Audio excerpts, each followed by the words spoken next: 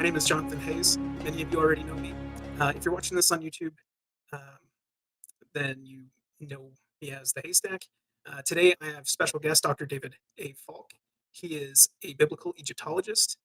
Very excited to have him. He is an expert with ritual processional furniture and just all things ancient Egypt in the Bible. Every Friday, he does a uh, Q&A, and I've been watching him for about 8 months now, and he's just been blowing my mind, especially with a lot of the research that he finds on Exodus and Abraham. It's very, very, I would not have known it unless he was doing his videos. So today we're bringing him on. He's going to tell us about his book, a little bit of his history. Um, in fact, do you want to tell us about your latest book that you've written? My latest book is called The Ark of the Covenant in its Egyptian Context, an Illustrated Journey. And it's all about the context from which the Ark of the Covenant emerged. The Ark of the Covenant comes out of 3,000-year tradition of Egyptian furniture. And so by studying in that range of 3,000 years, the description of the Ark of the Covenant, we can narrow down. We can narrow down what time period the Ark comes out of. We can also learn a lot about the iconographic language that the Ark of the Covenant is using. So there are huge similarities between, say, the Ark of the Covenant and, say, the ritual barks and ritual thrones of ancient Egypt. Right. King Tut, didn't he have something similar looking to the Ark of the Covenant? It was a ritual bark? Well, there's a box in the tomb of King Tut called the Anubis chest. And it has a box with carrying poles on the base, which we would expect from the Ark of the Covenant, and then a statue of Anubis on the lid. But that's not even the closest parallels. Really? Some of the closest parallels are actually like the bark of Amun-Re. And what's really interesting about that is inside the shrine cabinet of the bark of Amun-Re are two goddesses with wings stretched forward over the seat of Amun-Re, and the god residing in the middle. So God residing in the middle. Yep. Two cherubim-looking figures. Yep. That's interesting. It's fascinating. When I saw that for the first time, it's like, oh, this is just like the Ark of the Covenant. Just like it. And what year would that one have come out of? Well, that one came out of during the reign of Amenhotep III. So in the roughly the 1340s BC. 1340s BC. Mm-hmm. And then we have Tutankhamun, who has the idol of Anubis, the jackal god. Yep. But the Israelites don't put an idol on the middle. They just show the cherubim. No, they don't. And that's the interesting thing. Because the Ark of the Covenant is basically a sacred bark without an idol. So it maintains the language of, say, Egyptian ritual processional furniture, but inverts its meaning. Because you see, in ancient Egypt, what would happen is they would put their bark at the center of their temple, and the god would be put inside the bark, and he'd rule there by day. And they'd take his idol, stick it in the shrine at the back to go to bed, because they have to tuck him into bed, because he needs to sleep. They clothe him, feed him, put him to bed. In the morning, they clothe him again, feed him again, take him out to put on in the sacred bark, and there he rules by day. And this is how some of the gods were also able to visit other temples and other gods. But you see, what's interesting about the symbolism of the Ark of the Covenant is because it doesn't have an idol, and yet the Shekinah glory resides between the wings of the cherubim. You don't have to put him to bed. You don't put God to bed. He never sleeps. He never eats. He's never cared for by human hands, and he never leaves the throne. And it's an inversion. It's an inversion of the symbolism. It takes the symbolism of ancient Egypt and flips it on its head. So essentially, casting out the pagan stuff, all the idols, and one true God. Here he is. He does not sleep. He does not sleep. Always watchful. He doesn't eat. He's not cared for by human hands. He's autonomous. Not in Bronze Age Canaan, it doesn't. So I think there's some apocryphal writings of Abraham and I'm not sure where that stands with historicity. It's not something that we study often, um, but in some of that, he talks about his distaste for idols from his father. Mm, Are you familiar with any of that? well, we do know that the patriarchs had idols because Jacob steals them. He steals them from Jacob. Laban. Oh, okay. I'm thinking older Jacob when his name is Israel already. Same thing. Jacob and Israel, same thing. But yeah, when he gets his wives, they steal the idols from Laban. Well, I guess Laban had it coming when he was keeping Jacob over and making him work even longer for wage worker. Yep. um, Now, going back to the patriarchs, Yeah. you referenced a study once in one of your videos about Terah uh, Yep. being more likely than not, the historical Teru of Urkesh. Yep. Teru of Urkesh, yes. And we find several letters from Teru of Urkesh that were addressed to the king of Mari. Now, it's a very, very interesting, the parallels between the biblical Terah and Teru of Urkesh. First of all, Teru of Urkesh has to flee Urkesh and become a sojourner. So he leaves. And we know from the letter of Mari letters that one of his sons dies at Urkesh. And one of Abraham's brothers dies. Yes. And Well, we have a very interesting letter from Terah of Urkesh where he talks to the king of Mari, and he goes, I've lost control of the city here. Now I am a Hapiru, a bum, a sojourner, a vagabond. yeah, a lot of people conflate Hapiru with Hebrew, but that's Yeah. just not accurate. It's not the case. No.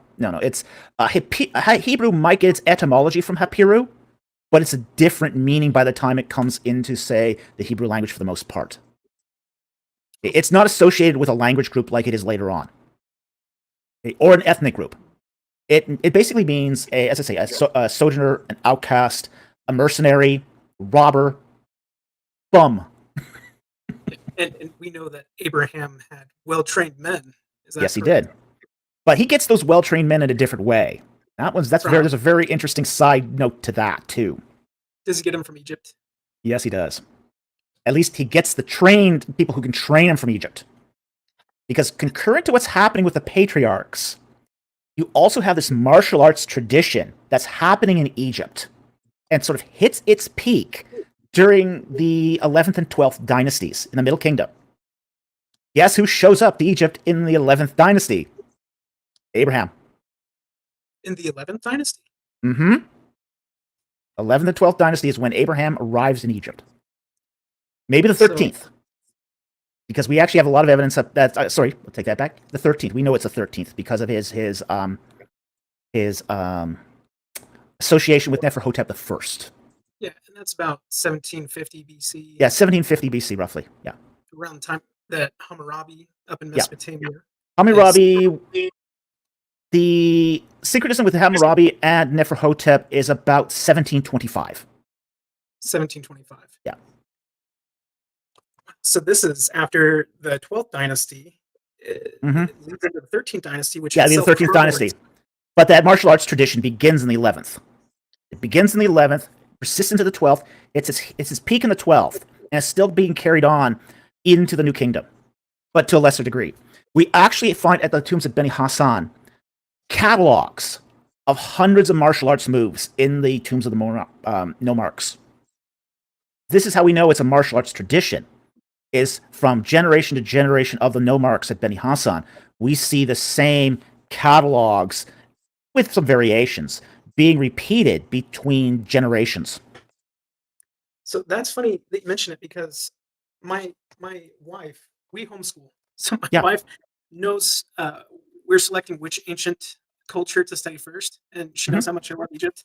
She got this for our kids, but I've been studying it more than looking at it more than the kids have. And it's an illustrated journey, just like your book. And to me, I don't know about anybody else, but when I was a kid going to the library, it was the picture that captivated me and wanted me to learn more and see what does it say.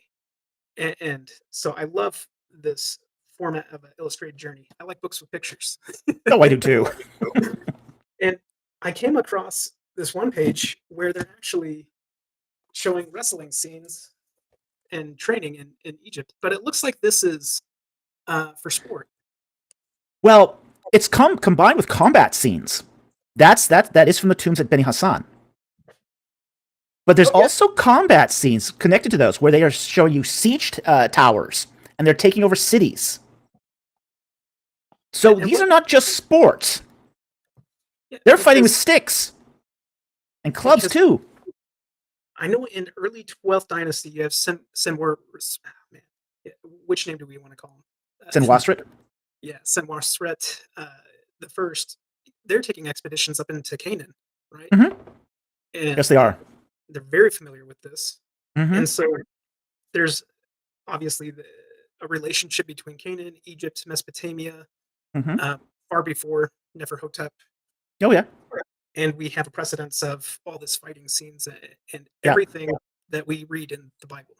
Well, the armies of Egypt during the early Middle Kingdom were not centralized with the king.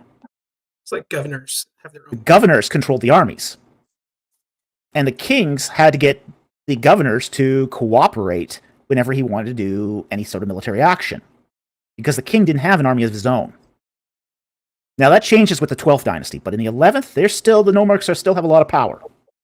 Yeah, that's what a lot of like associates with biblical research will say is they relate Senwosret the second or third, or I've heard him say it about every single one of the kings in the 12th dynasty about them being the king of Joseph in Egypt, because they start measuring the Nile and see times of drought and flood.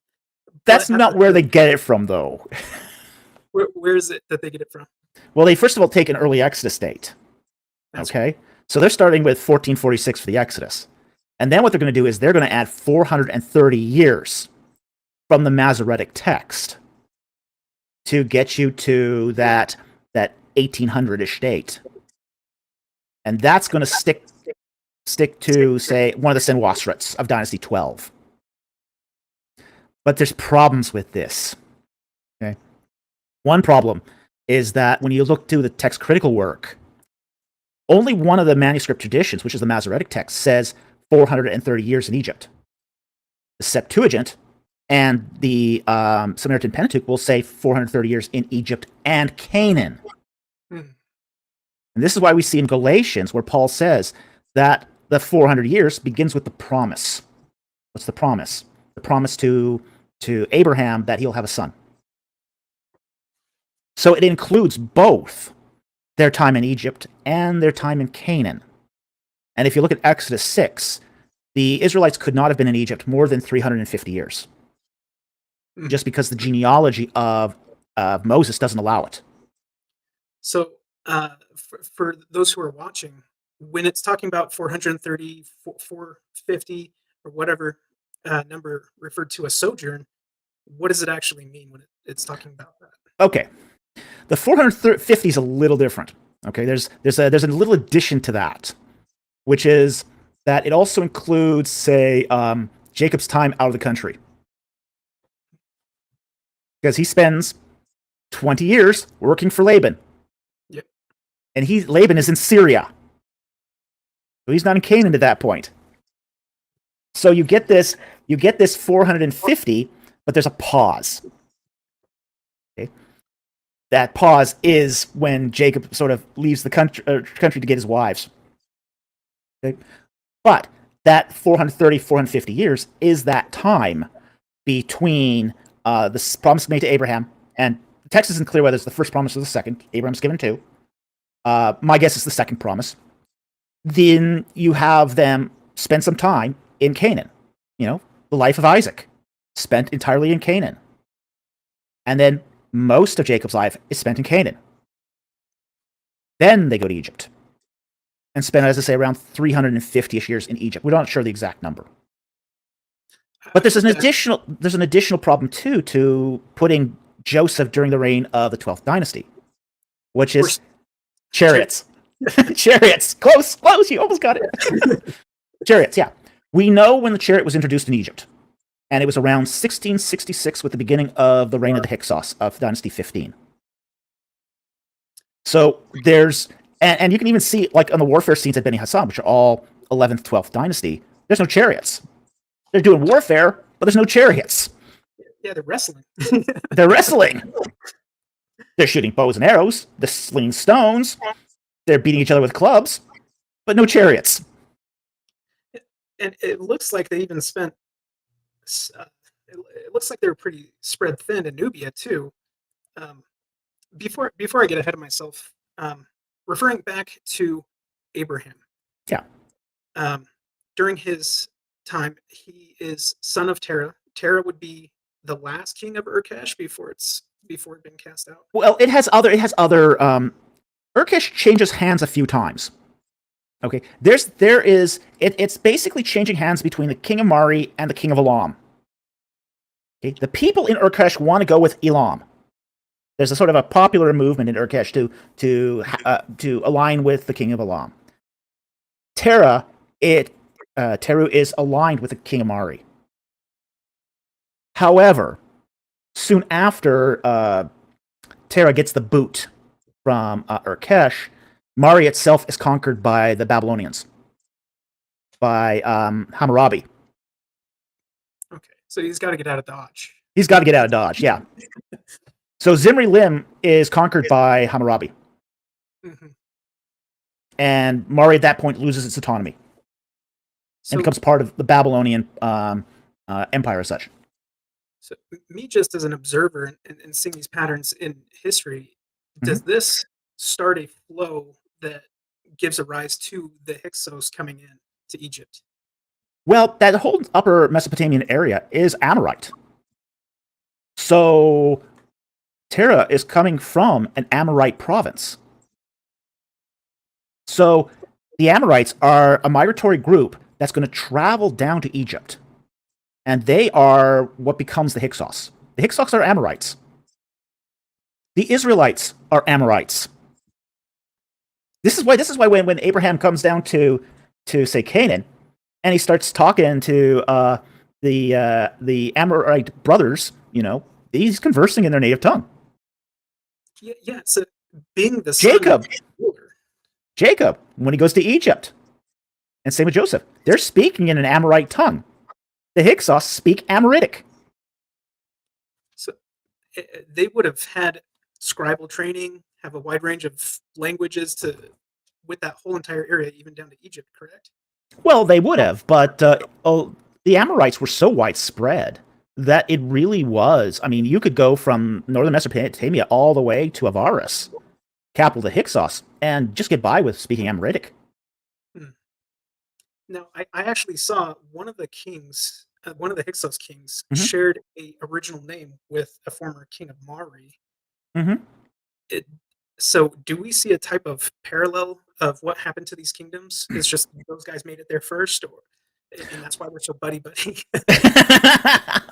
Well, in some respects, yes, because the Hyksos basically, I mean, at the end of the 13th dynasty, Egypt was a mess. The Theban Egyptians lost control. And the Delta was being sort of divvied up by Semitic warlords. That's your 14th dynasty. It's basically a bunch of wandering Semitic warlords. And basically you had this one powerful group, the 15th dynasty, which were Amoritic Semites. They came in and they sort of cleaned up house. So they were able to rein in all the 14th dynasty warlords and basically take control. Now, when the Hyksos came in, I've heard people argue that they came in full force, or if it was a very peaceful transition. It seems to be a peaceful transition. So, yeah. or was it more like under duress, like Germany entering Poland? No, it seems to have been that they had actually been there for some time already. When the 13th dynasty collapsed.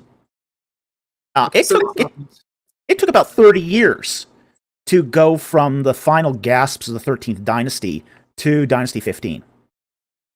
So it's more like that, there was a lot of chaos going on. And then just one morning, the Hyksos woke up and says, hey, nobody's in charge. Why can't we be in charge? Now, what made Joseph so valuable was his ability to read and write Egyptian. Is that correct? Well, Or he was so valuable because he had insight. Okay, that's what made him so valuable. Is he could sort of predict the future, and through his reading of dreams. which he always Now, attributed to his God. yes. Now, what's very, very interesting about Joseph's reading of dreams is we have to understand that in Egypt, the reading of dreams is not something you just did off the cuff. It was canonized. Mm-hmm. We have, for example, the Chester Beatty III papyrus, the Dream Book, which has a list of various dreams and their interpretation. So if it's not in the Dream Book, they didn't know how to interpret it. So basically, it's if they can't cite it's irrelevant, They or don't know. they're not even they're our priests, correct? They won't even guess. Because what's the consequence of having it wrong? Exactly. And what was interesting about Joseph is there are a few dreams that are in the dream book that he says, no, the dream book's wrong here. Like, for example, the taster, when he has a dream where he squeezes the grapes into a cup. Mm-hmm. That dream is in the dream book. And it's a bad dream. Very, very bad dream. Your jig is up if you have that dream. And then he subverts all expectation. Yep. And Joseph says to him, hey, don't worry about it. It's a good dream. It is a good dream. It means you'll serve the king again. This baker, on the other hand, The baker, on the other hand, is hoping for the best. And, oh, that didn't. No, that one's right. You're done. it's fascinating that they would then bring in Joseph, who it contradicts what is their staple canon. Yeah. And then Pharaoh accepts that.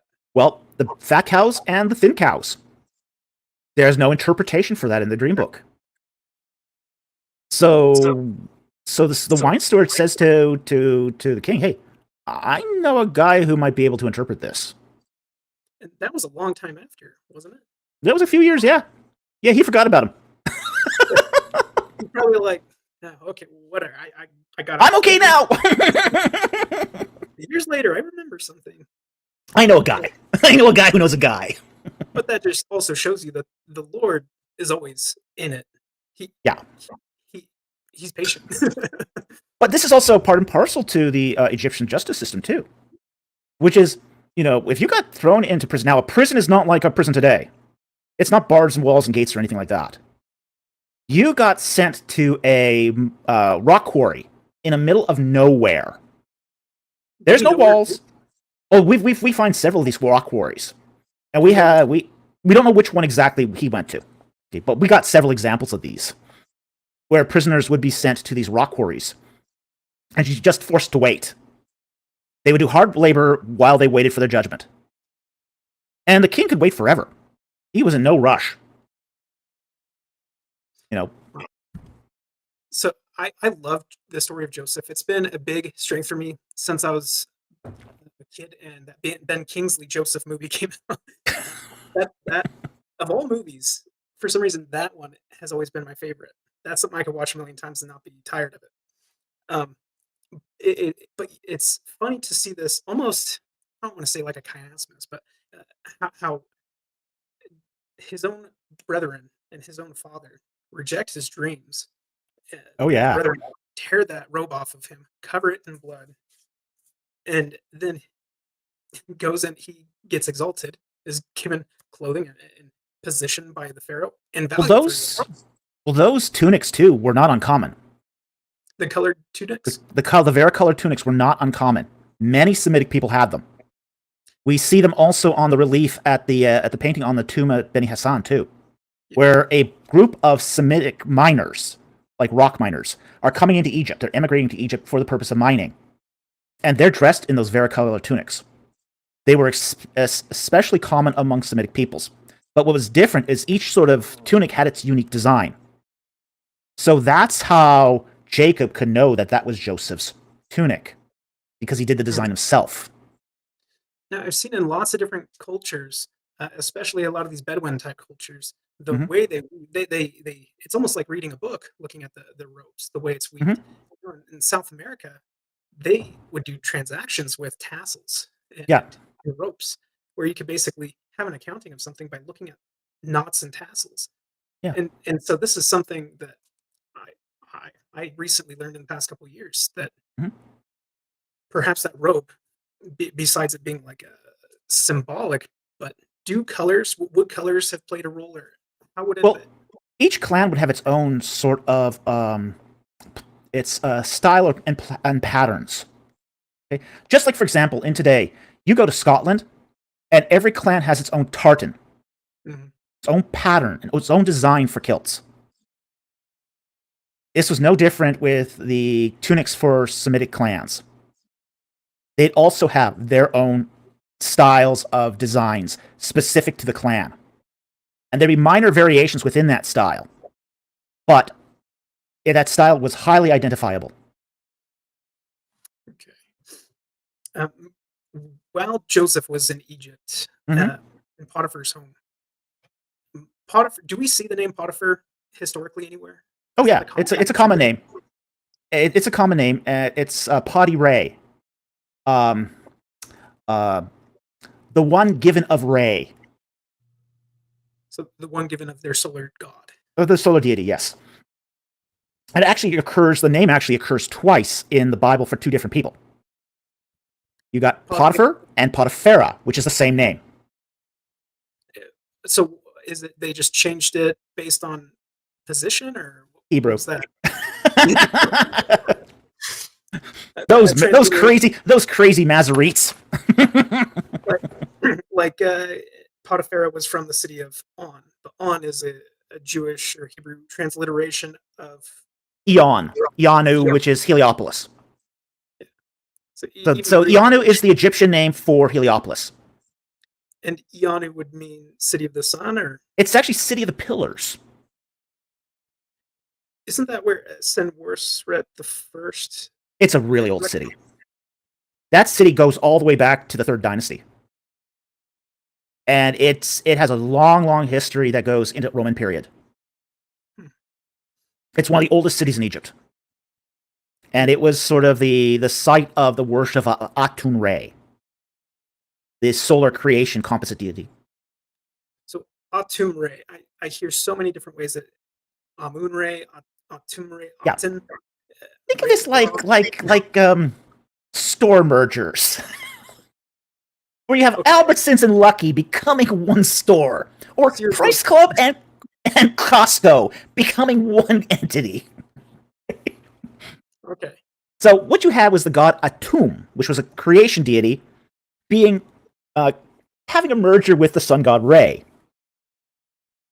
In the case of Amun Re, you have the god Imun, the god of hiddenness, being merged to the solar god Re.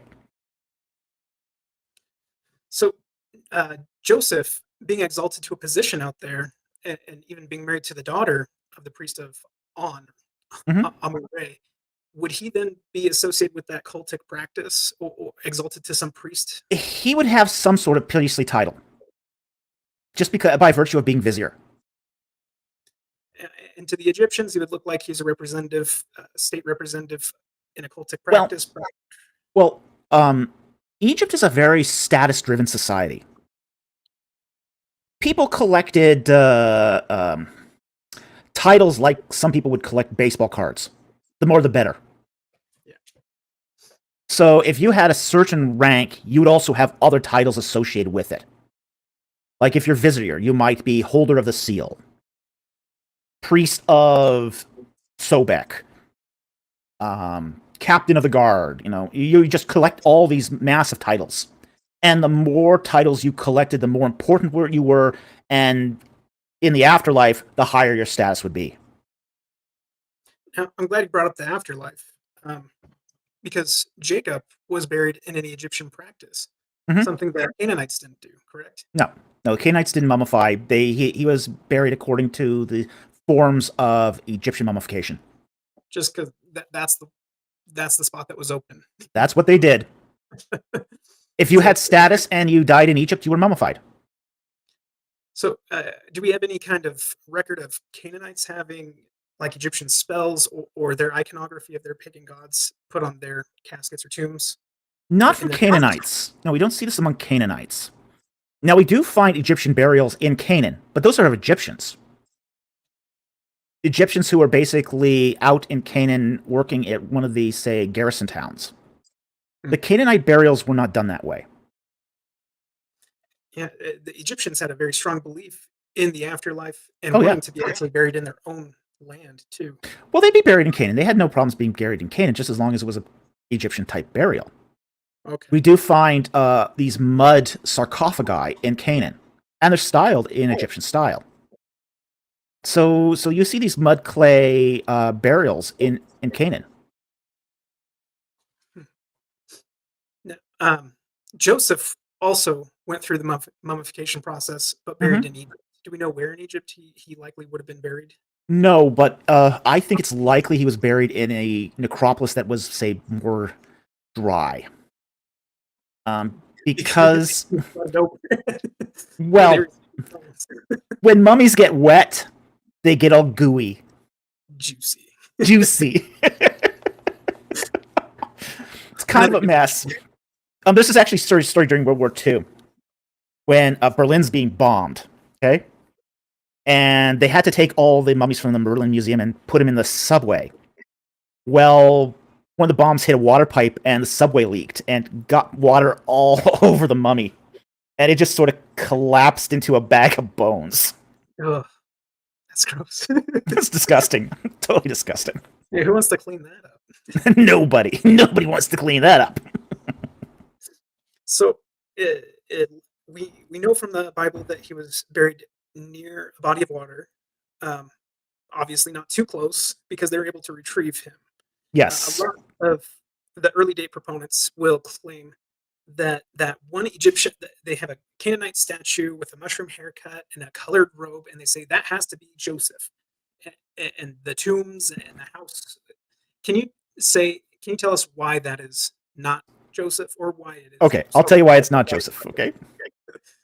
First of all, that happens, that tomb dates to the early 13th dynasty. So that's around Abraham's time, not Joseph's time. Second, there's no identification that would link that statue to Joseph or Jacob. Okay? It's a Semitic person. And it's a Semitic person that's wearing a varicolored tunic. And now, Semitic people were very common there. Very common there. And moreover, what happened to Joseph's varicolored tunic? Ripped up. Back to dad. And when they come into Egypt, they recognize Joseph as the vizier. So he's wearing the clothing of a vizier. And they're very different clothing. They actually look like their white linen robe that's cinched just under the armpits. It's very unique. This is why when the king promotes Joseph, he gives him a new set of clothes. Because this is not clothes you can buy off the rack. These are specially made for the vizier. We see an example of this clothing in Theban Tomb 100, the Tomb of Rekhmire, where the vizier is dressed in his vizier robes. What year would that be for Rekhmire? Rekhmire, that is around between 1379 and 1340-ish. Okay. It's during the reign of Thutmose III. Okay. And we see a lot of these paintings of Asiatics and Tel Daba, which is Vars. Tel Daba is Vars, yes. Okay. So this distinguished change of clothing. He would have had an Egyptian burial somewhere close by where the Israelites would have been able to retrieve his bones and then exit Egypt. Yes, correct. So likely somewhere on that path. Yes. Now, during the time of Joseph, would he have been living more towards Goshen or more towards Memphis? He wouldn't have. He would have had to stop to Memphis from time to time because that's the administrative capital. That's where all the bureaucrats are. Okay, the capital city. he had to travel out to meet his father. Correct. Well, he would have been located at the capital city, which would have been at Avaris. So that's where he would have spent most of his time, and that's around the city. That's around Goshen. Goshen's right there. Basically, that little region around Avaris and Peramses is Goshen.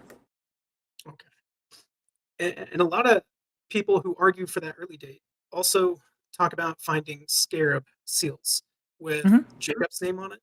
Yeah, there is a scarab of what's the name is Jakob Hor.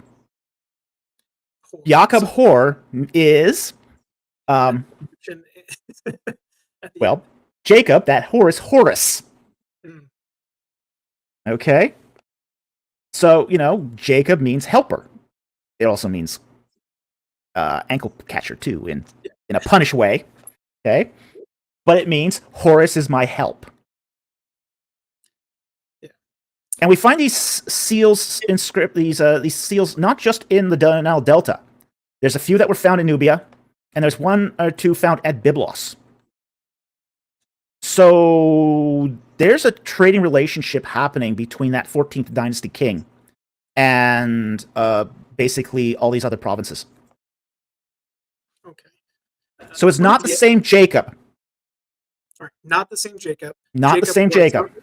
Jacob would not have connected his name with uh, an Egyptian god. Moses, we don't even see him connected with an Egyptian god. Although he probably had an Egyptian name that had an Egyptian god attached to it. Exactly. But that's dropped off for very important reasons. There was one argument of evidence that early date proponents tend to make, and that is uh, there's a Berlin, not a stela, Called the but Berlin pedestal. pedestal. There we go. It's Where they actually say, the base of a column. Okay, now, yeah, there's like Manfred Gorg. This was Manfred Gorg's big theory, and Peter van der Veen continues it.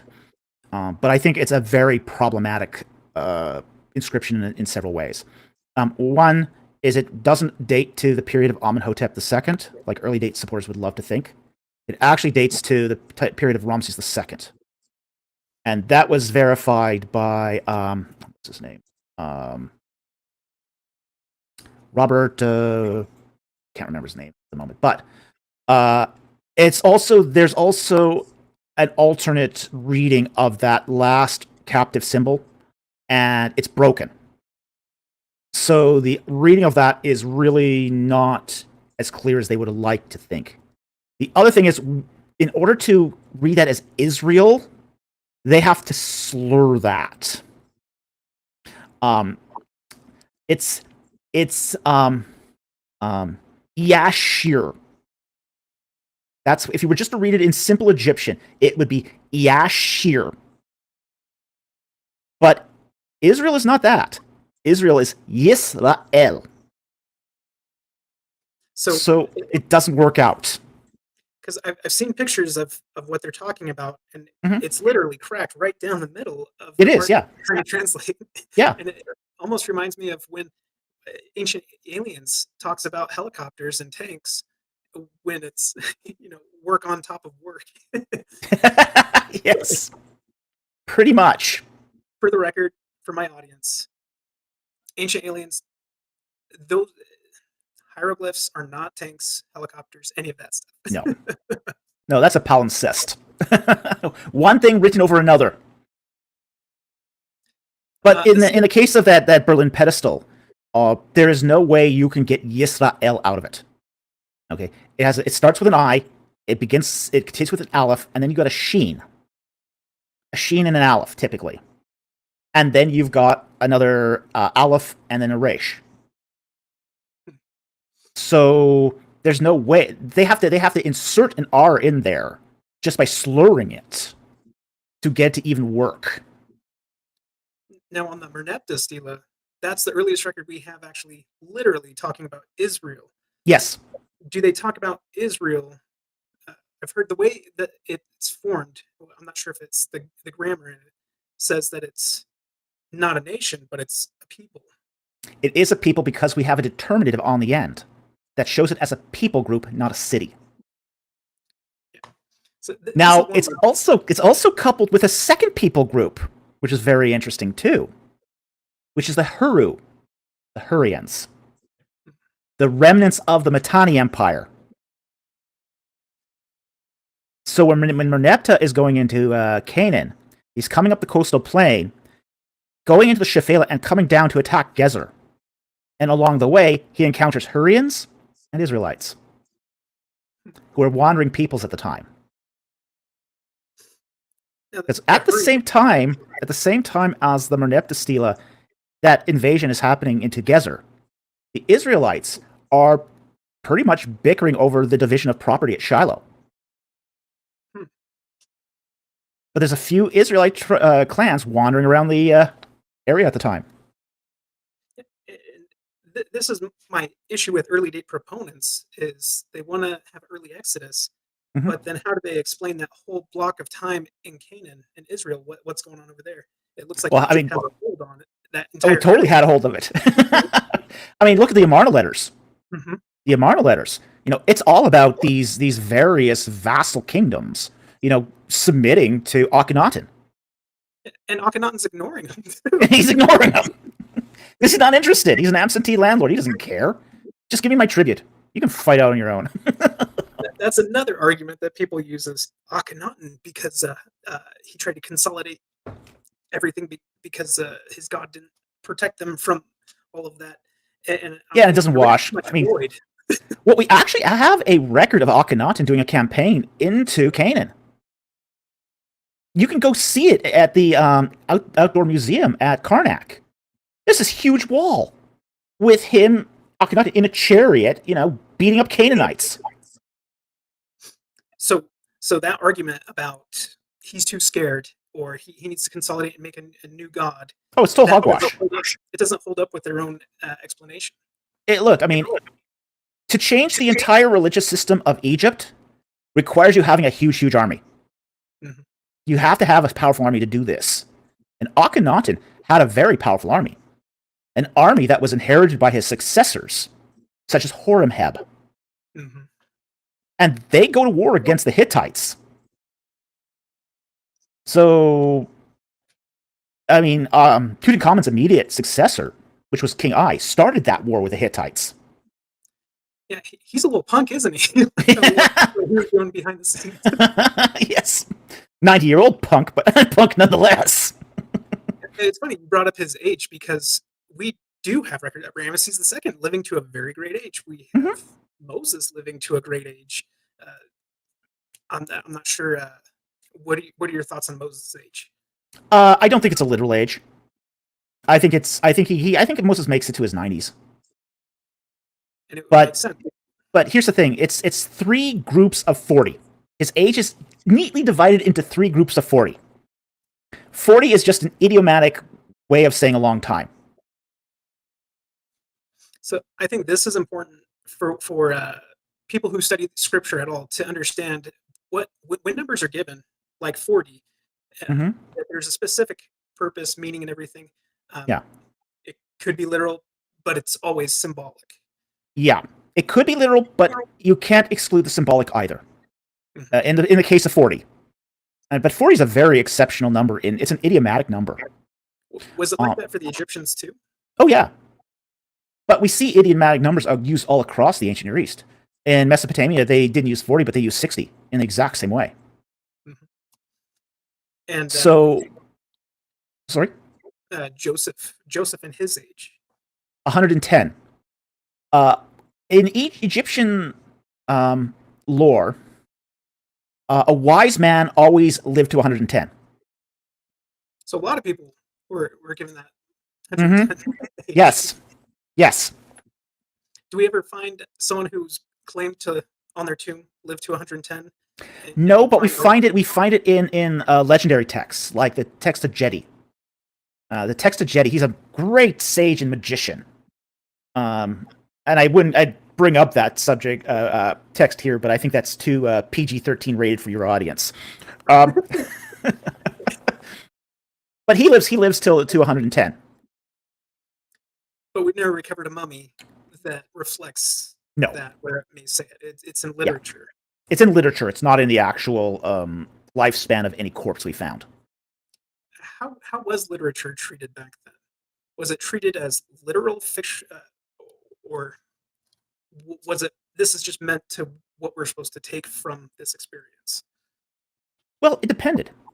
They did know that not everything was to be taken literally. They would get a text and they'd understand that not everything was as it appears. So if So they you had call someone, poetry. Yeah, they had poetry. It was compressed language, just like Canaanite poetry, but they had poetry. They had narrative. They used symbols. They had the idea of amphibole, where a text could mean two different things at the same time. They had a wide range of literary devices. so hence our need to understand the context of the time. Exactly. Yeah. They say liar, liar, pants on fire. You don't really think that their pants are on fire. Yeah. Exactly. Yeah. This is something that bothers me a lot. Is I love history. I love the context. I love understanding a little bit more there. But when I want to dive into it, we get people go. Maybe we read a passage of scripture and look around like, anybody know what that means? Nope. Moving on. Like Isaiah, reading through Isaiah. But then you go, well, hold up. I mean, I think there is something that we can gain from there. I'm not saying this is for everybody, but sometimes I get the reaction that, if we need to know, the Holy Spirit will tell us. I'm like, I don't think that's how the Holy Spirit works. No, the Holy Spirit doesn't quite work that way. I don't think it just goes, here you go, immediate download up to your brain, and you're good. Bye bye. Yeah, that's how ancient alien cults work, not the Holy Spirit. Well, that makes sense. The Holy Spirit somehow expects you to study. Yeah, yeah. There's so much I could say about that, but I want to move on to Moses and your expertise in Okay. In processional furniture. How many people have done a dissertation on something like that? 2. And I'm 1. There's only one other guy who's done anything serious on the Ark of the Covenant in the past 100 years. Not Ron Wyatt, right? Not Ron Wyatt, no. A scholar out of Ben Barlawn University by the name of Ronan Eichler.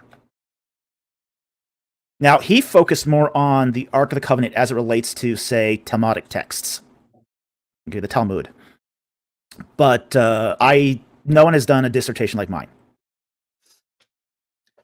So if you can dive more into, well, we started off talking about that. But for the Exodus, we have Moses. He's been gone for 40 years, and he comes back. Not quite 40. What? Not quite 40. Not quite 40. That section of trial. Yeah, that first third of his life was he probably had to flee in the final years of Horemheb, and then he returns somewhere around the 25th year of Ramses II. Okay, so it doesn't quite work out to 40 years, but it's a good, say, chunk of time. 30-ish years, 35 years. Horemheb, he would have. How long did he serve? Was it 15 years? Yeah, 15 years. 15 years. I was very short. Before that, I reigns 4. When Moses was born, who would have been the pharaoh who would have ordered the killing of the children? Probably King I. Because that guy's a jerk, isn't he? He's not just a jerk. He started a war. Yeah, a Hittite prince killed Yep. assassinated a Hittite prince. Yep. He had a Hittite prince assassinated on the way to Egypt. Just think that peace treaty or agreement that Ramesses II had with the Hittites could have happened generations earlier. Well, that prince was coming down to marry Ankh-Sunamun, the widow of King Tut, to take the throne. So I sent out Horemheb to do his dirty work and then stole the throne. Yep.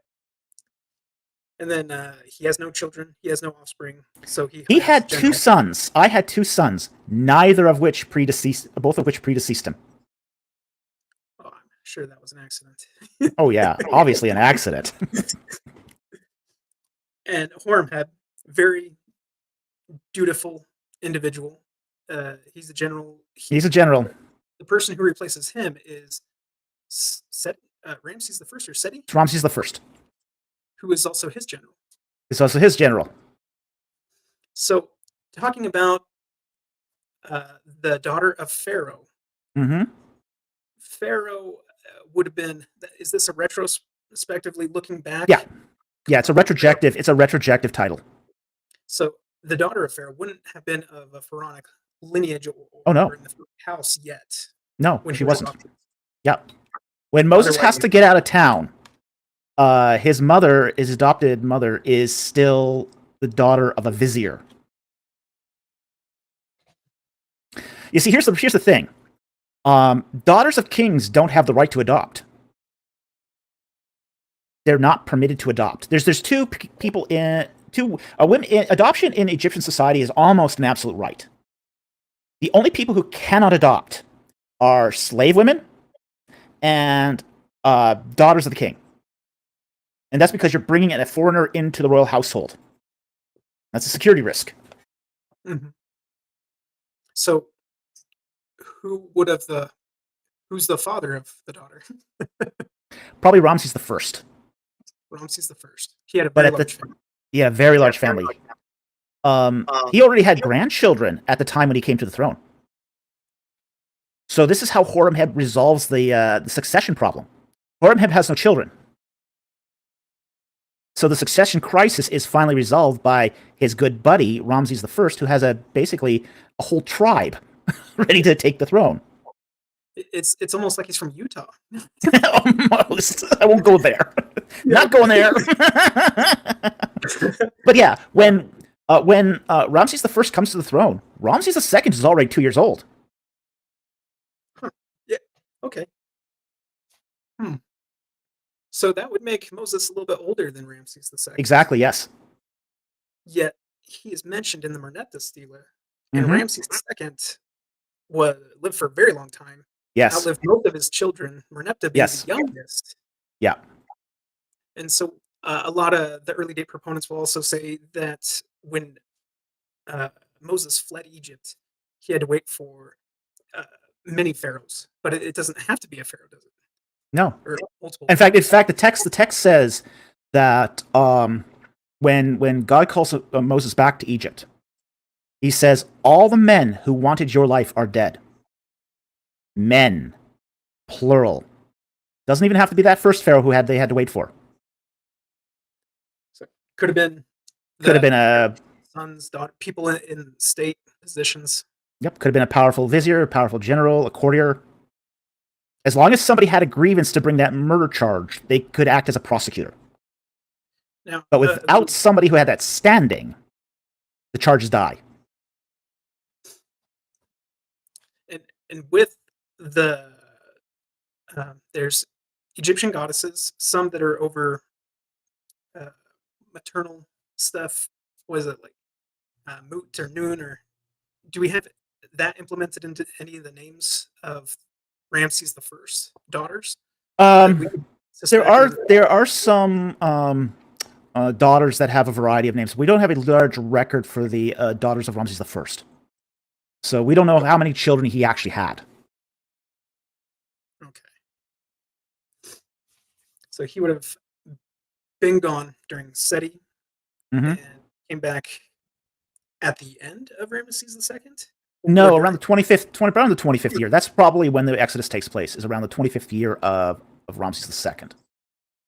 So Moses when he leaves Egypt, he is around 17, 18, 19, and he's out of the country for a little over 40 years. So that first 40 years is not really 40, more like 20. So he comes back when he's around 60. And Ramses II at that point he's in his 40s as well. Okay.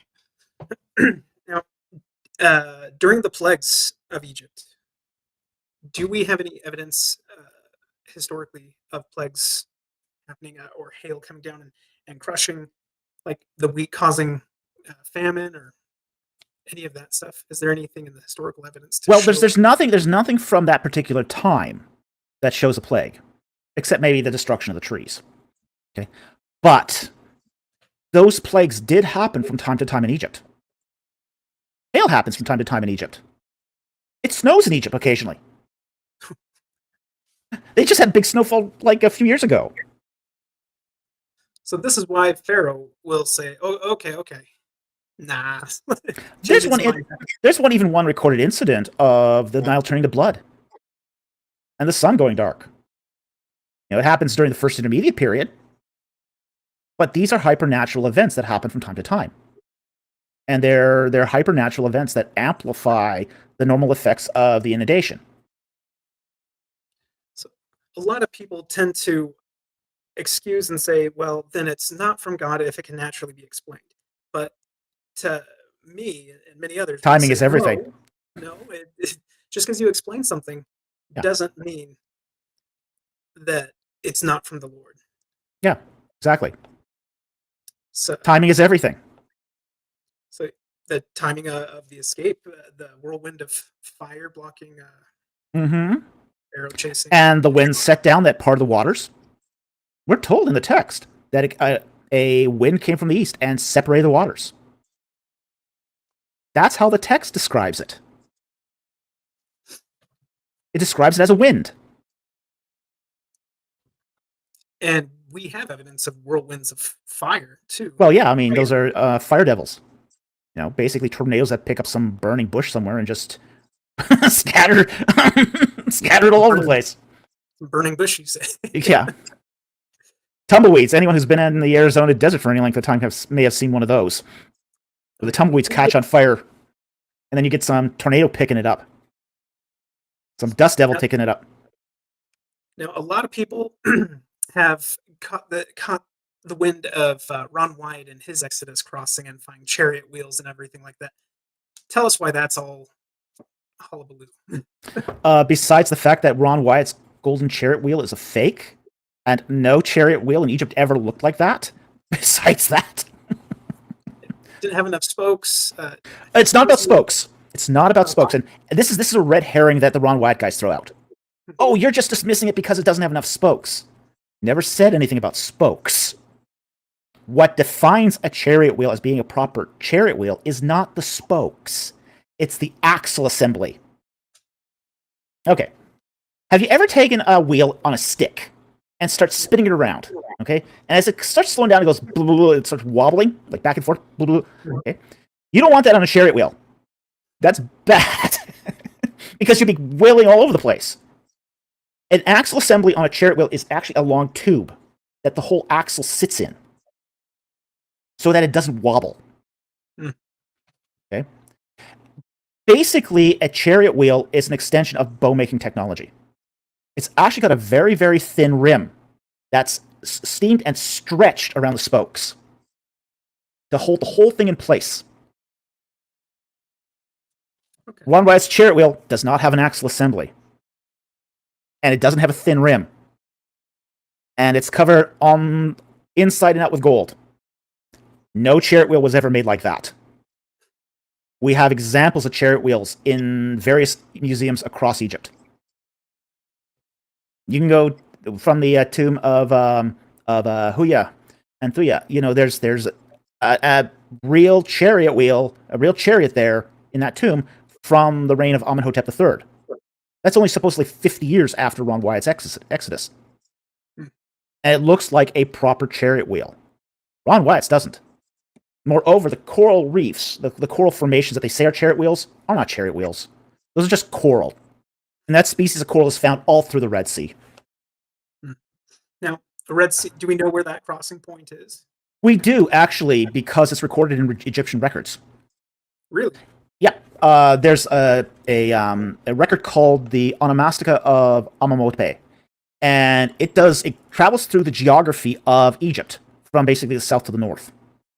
And the sequence that they have in there is Pi Ramses, the Reed Sea, and Charu. We know where Pi Ramses is. It's at Tel Kantir. We know where Charu is. It's at Tel Hebua. It was so the Reed Sea, Sea of Reeds, the Yam Suf, is located in that estuary, Nile estuary, that was between Pi Ramses and Charu. Now, is that still underwater today, or No, it's all dried up all dried up? because the Pelusiac branch of the Nile dried up. So by the time you get to the Hellenistic period, that's all gone. It's all now desert. So, any kind of relics of chariots that would have been left? Very little would have remained from that. First of all, chariots are made of ephemeral materials. Okay, these are ephemerals that don't do well with water. They're made of leather. They're made of leather and wood. Leather doesn't react well with water. Just saying. Second of all, the snails and the crocodiles would have made short work of the drivers and the horses. We do know those are crocodile-infested waters. Whoa. So the Israelites were going through areas filled even with crocs. Yep. So a little bit more to the miracle there as well. Yeah. Well, I mean, when the storm is kicking up, you call it, okay, the crocs are going to go into hiding. Because that's what crocs do. They don't stay in when the water gets rough. They go into hiding. But as soon as that water calms down, it's lunchtime, boys. When they construct the moving or the tabernacle, we actually just had a tabernacle here recently. Someone had reconstructed it in all the same dimensions, and this was last year. And we had a big rainstorm came in, and it held up really, really well against hail and rain. And I'm like, I was impressed, and they used all the same stuff. And I started thinking about how this is very similar to the descriptions of the armies of the time of Ramesses or the new kingdom, how they would segment their camp. It looks like Moses was using what he learned or knows, and reflecting that back on just for a pure purpose. Oh yeah. The tabernacle is very closely designed to the war tents of, say, Ramses II. But there's also something else going on with the tabernacle as well, which is every piece of ritual furniture also had a tent. And you don't hear about that very often. Like, one of the things is on the sacred barks, it's a shrine within a tent. You see this all over the place in ancient Egypt, where there's a tent, and inside is a piece of ritual furniture. It's everywhere. And they used badger skins for the tabernacle? I believe they used goat and sheep skins. Goat and sheep skins. Okay. Now, some translations will translate that like porpoise, but they won't use the porpoise in all likelihood. Okay. And how long? Their 40 years journey through the wilderness, wandering. Is that again a literal 40, or would you say that is also have the symbolic 40 applied to it? It would be idiomatic 40, but I think it's pretty close to 40. It might be 39, might be 42. It'll be in that. I think it'll be in that ballpark. Within the Ark of the Covenant, they held various holy items, including the scriptures. Did each tribe end up, implementing their own version of keeping a record for themselves? Okay. One of the things about the contents of the Ark of the Covenant is the only thing we know it actually contained was the 2 tablets of the law. All the other items were placed before the Ark, but not inside the Ark. So think of it this way. When the Ark of the Covenant was set up in the tabernacle, they would place the items in front of the Ark, but not inside, and then they'd collect it all up and then transport it to the next place. Okay. No luck in finding those tablets then, right? Well, you never know. They were stone. It's possible. We could find them someday. I think if there's any possibility of finding them, they'll probably just be, to be honest, somewhere found on the Temple Mount. So you don't because think any of the scattered tribes may have gotten into the temple or taken stuff out? no, no, I think when Nebuchadnezzar came and he took the Ark of the Covenant, I think his people probably just dumped out the contents to take it home. Like, I mean, what's why listed take the tablets? What use is the tablets to the Babylonians? They probably just popped the lid off, saw what was inside, took the tablets, chucked them, and then took the Ark here? home to melt it down. But we do see Nebuchadnezzar taking people like Daniel, um, and setting up holy people or wise men. Correct. Oh, not quite. Tell me more. Um, okay. When Nebuchadnezzar deported the people from Judea, okay, he took the best and the brightest, not the most holy. So he took the smart, skilled, handsome people and deported them to Babylon to serve for other roles, but essentially to maintain his kingdom at home. He didn't. Most of the Judeans weren't deported. Only about 10% were deported. The best and the brightest, the leaders or future leaders. And then Daniel ended up becoming holy. Or it seemed Daniel like ended up becoming a eunuch because he served in the palace. And for a male to serve in a palace in the administration, you had to become a eunuch. I know you've talked about that process. Oh, no. Here. Makes everyone uncomfortable when you talk about that process. I would, I, I would just say kill me. It did kill some. It did kill some.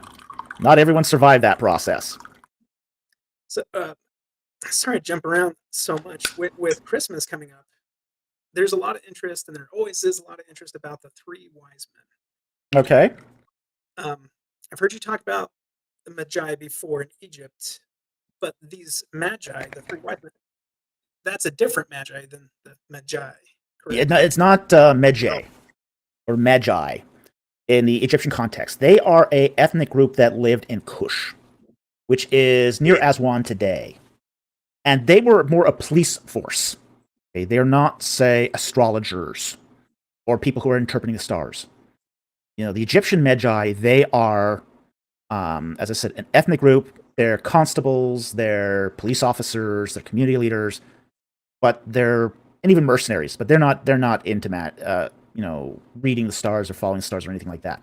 They're different than the Magi. You get the Magi and the Magi. Now, the Magi, it has been believed for the longest time that they were from Persia. But I'm starting to reevaluate my thinking on this, because when I look at the text, it says they are from Anatolia, which is Greek for the East. But Anatolia also means Anatolia, which is the area of the Hittites. So they might have been from north, basically that area of the old Hittite Empire. And the Hittites were into astrology. Because the Chaldeans were further up north, weren't they? They are north in North Mesopotamia. But they weren't called. It wasn't called Ur the Chaldees during. Not at that point. Not at that point. By the time of when you get around to Christ, that's part of the Parthian Empire, which but that succeeded the Persians. That tradition of astrology kept up throughout. No, when the Persians take over, it's all becomes Zoroastrian, and the Zoroastrians don't practice astrology. So they would have come. The Magi would have come from the northwest, and basically more straight line north. And they would have seen the star in the east. In the east, yes. Okay. All right. I've heard lots of people's theories and thoughts. I think there's even a verse in Isaiah which refers to it, and it sounds like it's coming out of Ethiopia. Well, it's one of those weird things that the star is not mentioned in the Old Testament. It's strictly a New Testament thing. The Old Testament makes no mention of it. how often do they mention the stars in the Old Testament? We get Genesis, We and we we get Job. not often. There's some reference to stars, for example, in Job, Mhm. where it talks about Orion. You get the prophecy of Joseph, where he mentions the stars and the moon, and the stars of the 12 tribes. Mhm. So you get those. But stars are not frequently mentioned in, say, the Old Testament.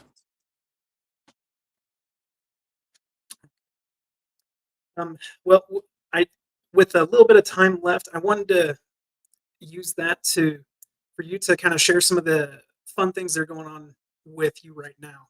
It sounds do you have that option of going back to Egypt anytime soon? Uh, well, there's always options.